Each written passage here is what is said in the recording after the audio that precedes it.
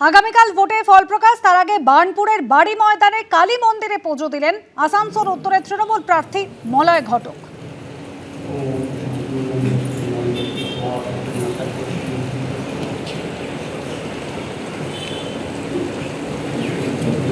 তৃণমূল মুখপাত্র শান্তনু সেন রয়েছেন আমাদের সঙ্গে টেলিফোন লাইনে। শান্তনুদা, অর্জুন সিং তিনি বলছেন আমরা ডিজে বাজাবো না, উন্নয়নকে রাস্তায় নিয়ে আসবো, সকলকে গুড় বাতাসা খাওয়াবো। ভারতবর্ষে দীর্ঘ 12 বছর ক্ষমতায় থেকে এবং বহু রাজ্যে ক্ষমতায় থেকে বিজেপি কত উন্নয়ন করেছে সেটা দেশের মানুষ এবং সেই সমস্ত রাজ্যের মানুষ দেখেছে। অন্যদিকে মমতা বন্দ্যোপাধ্যায় বিগত 15 বছর সম্পূর্ণ পিছিয়ে পড়া অবস্থাকে থেকে বাংলাকে কোথায় নিয়ে গেছে সেটাও বাংলার মানুষ দেখেছে।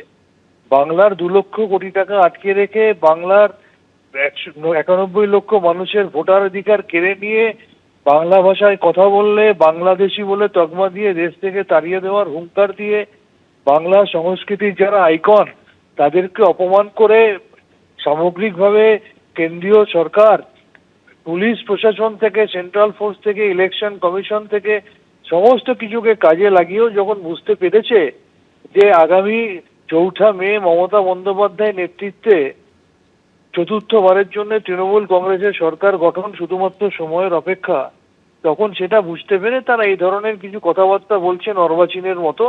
আর মাত্র কয়েক ঘন্টার অপেক্ষা, তারপরেই তিনি যেখানকার কথা বলছেন সেই ব্যারাকপুর শিল্পাঞ্চলেও ভারতীয় জনতা পার্টি আবার খাতা খুলতে পারবে না এবং সামগ্রিকভাবে আগামী কাল আবার সারা বাংলায় সবুজ ঝড় উঠবে। ধন্যবাদ শান্তনুদা। ভোট গণনার আগের দিন নোয়াপাড়ার বিজেপি প্রার্থী অর্জুন সিং তিনি আবার হুঙ্কার দিয়ে বলছেন আমরা ডিজে বাজাবো না, ডিজে বাজানোর স্বাদ নেই, উন্নয়নকে রাস্তায় নিয়ে আসবো আর সকলকে গুড় বাতাসা খাওয়াবো। শুনুন। ডিজে লাইন কেটে দিয়েছে আমরা, আর ডিজে বাজানোর স্বাদ। আপনারা কি করবেন? আমরা কোনো ডিজে না, আমরা একদম না গুড় বাতাসা। আমরা গুড় বাতাসা, উন্নয়নকে রাস্তায় নিয়ে আসবো আর গুড় বাতাসা খাওয়াবো। আমরা কোনো ডিজে বাজাবার বিশ্বাসী নেই। ডিজে তার তো বাংলার মানুষ কেটে দিয়েছে, কেন ডিজে পশ্চিমবাংলাতে তো এমনিও এলাউ নেই। দুষ্টের দমন, শিষ্টের পালন, ভগবানের কাছে এই প্রার্থনা। এই ভোট পরিবর্তনের ভোট। ভোট গণনার আগের দিন পুজো দিতে বেরিয়ে জয়ের ব্যাপারে আশাবাদী মানিকতলা বিজেপি প্রার্থী তাপস রায়। রাত পোহালেই গণনা শুরু, তার আগেই সকাল থেকে একের পর এক জায়গাতে বিজেপির প্রার্থীরা তারা একের পর এক মন্দিরে পুজো দিচ্ছেন। ঠিক এখানে আমরা যেমনটা দেখলাম যে মানিকতলা কেন্দ্রের বিজেপির প্রার্থী তাপস রায় তিনি তার নির্বাচনী যে কার্যালয় তার পাশে দক্ষিণাকালী মন্দিরে গিয়েছিলেন। কি প্রার্থনা? না, মার কাছে প্রার্থনা একটাই, আমি সকালেও গেছিলাম এখানে মানে আমার মানিকতলা কেন্দ্রে বা কার্যালয়ে ঢোকার আগে ঠনঠনিয়া সিদ্ধেশ্বরী কালী মন্দিরে, সেখানেও একই প্রার্থনা, দুষ্টের দমন শিষ্টের পালন হোক পশ্চিমবাংলায়। একেবারে দিনের শুরুতে বাড়ির পাশের যে মন্দির সেখানেও গেছিলেন এবং এখন দেখছি এখানে আগামীকালের প্রত্যাশা কি, কর্মসূচি? ঠিকই, প্রত্যাশা তো একটাই, যেভাবে মানুষ ভোট দিয়েছে এ ভোট তো পরিবর্তনের ভোট, আর পরিবর্তন অবশ্যম্ভাবী। আগামী প্রজন্মকে বাঁচাতে, পশ্চিমবঙ্গকে বাঁচাতে এবং ভারতবর্ষের সার্বভৌমত্ব এবং আভ্যন্তরীণ নিরাপত্তা নির্ভর করছে এই ভোটের ওপরেই তো অনেক কিছু নির্ভর করছে। মনে হয় সেসব ভেবেই বোধহয় মানুষ বেরিয়ে ভোট দিয়েছেন। একেবারে পরিবর্তন অবশ্যম্ভাবী, এ বিষয়ে কিন্তু রীতিমতো আশাবাদী তাপস রায় এবং আর মাত্র কয়েক ঘন্টার অপেক্ষা, সেক্ষেত্রে রাজ্যে যে পরিবর্তন আসবে সে বিষয়ে কিন্তু রীতিমতো আশাবাদী তাপস রায়। ক্যামেরায় অজয় দাসের সঙ্গে সত্যজিৎ বৈদ্য, এবিপি আনন্দ, কলকাতা। ভোট গণনার আগের দিন নোয়াপাড়ার বিজেপি প্রার্থী অর্জুন সিং তিনি আবার হুঙ্কার দিয়ে বলছেন আমরা ডিজে বাজাবো না, ডিজে বাজানোর স্বাদ নেই, উন্নয়নকে রাস্তায় নিয়ে আসবো আর সকলকে গুড় বাতাসা খাওয়াবো। শুনুন। ডিজে লাইন কেটে দিয়েছে আমরা, আর ডিজে বাজানোর স্বাদ। আপনারা কি করবেন? আমরা কোনো ডিজে না, আমরা একদম না গুড় বাতাসা। আমরা গুড় বাতাসা, উন্নয়নকে রাস্তায় নিয়ে আসবো আর গুড় বাতাসা খাওয়াবো। আমরা কোনো ডিজে বাজাবার বিশ্বাসী নেই।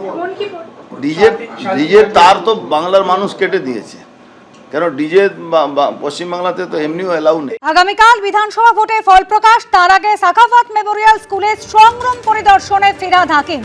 মমতা বন্দ্যোপাধ্যায় চতুর্থবারের জন্য মুখ্যমন্ত্রী হচ্ছেন, আগের থেকে বেশি মার্জিনে তৃণমূল পশ্চিমবঙ্গে ক্ষমতায় আসছে।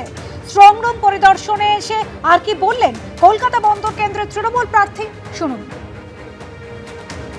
স্ট্রং রুমের নিরাপত্তা কীরকম? স্ট্রং রুমে তো সব আমাকে ঢুকতে দেবে না, কিন্তু আমাদের যারা এজেন্ট তারা বলছে এখনো ঠিক আছে।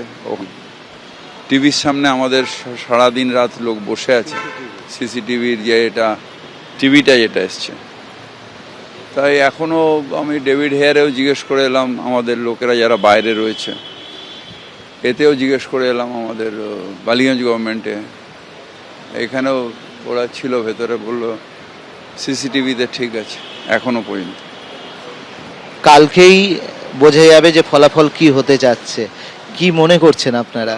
মমতা ব্যানার্জি চতুর্থবারের জন্য মুখ্যমন্ত্রী হচ্ছেন, সেটা 6 তারিখে নেবেন না 7 তারিখে নেবেন সেটা ওনার ব্যাপার, কিন্তু মমতা ব্যানার্জি মুখ্যমন্ত্রী হচ্ছেন এবং বড় মার্জিন, আগের থেকে বেশি মার্জিনে বেশি সিট নিয়ে তৃণমূল কংগ্রেস আসছে, এটা 100%। কোনো টেনশন কাজ করে না আগের দিন ফলাফল? কোনো টেনশন কোনো কাজ করে না, কারণ সারা বছর মানুষের সাথে আছি, সারা বছর লেখাপড়া করছি, ইলেকশনে পরীক্ষার দিনে পরীক্ষার রেজাল্ট নিয়ে চিন্তা করবো কেন? মানুষের সার্ভিস না দিলে হঠাৎ করে আসলে আমার টেনশন হতো, মানুষের সার্ভিস সারা বছর ধরে আমরা দিচ্ছি, টেনশন করার কি আছে? কাউন্টিং এজেন্ট সব কথা বলা হয়ে গেছে আপনাদের কীরকম? তো হয়েছে সব জায়গায়, কালকেও ভার্চুয়াল হয়েছে কাউন্টিং।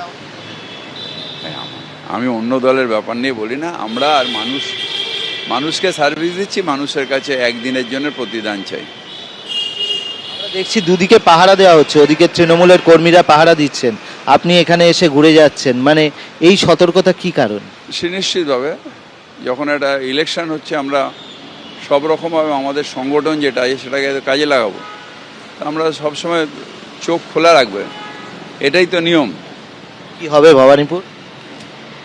ভবানীপুর অনেক অনেক মার্জিনে মমতা ব্যানার্জি জিতবেন, এটা সবাই জানে। এবিপি আনন্দ, এগিয়ে থাকে, এগিয়ে রাখে।